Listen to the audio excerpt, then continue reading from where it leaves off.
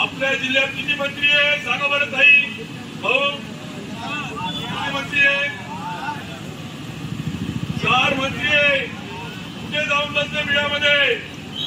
हे गुलाबराव पाटील आता शिंगाडा घ्यायचा सोंगाड्या कुठे जाऊन बसले?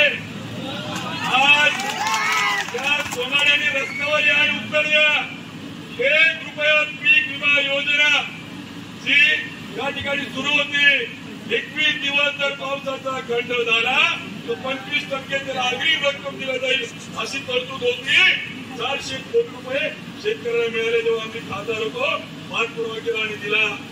आज 21 दिवस झाले पावसाचा खंड पडलाय. तूर, उडीद, मूग, कापूस, सोयाबीन, ज्वारी, बाजरी पिकं गरमताय, मका गरमतोय, मात्र एक शब्द बोलायला तयार नाहीये. गुलाबराव धुळे जाऊन बसले सोनाड्या, आज शिंगड्या सोनाड्या होऊन बसला. हा इकडचा जळगाव ग्रामीणचा सोनाड्या आणि तो जामनेरचा एक खाजगी. वाईट याचं वाटतंय व्यक्ती द्वेषातून बोलत नाहीये, पण एक शब्द बोलायला तयार नाहीये. कुठे गेले? का मिळत नाही पीक विमा शेतकऱ्यांना?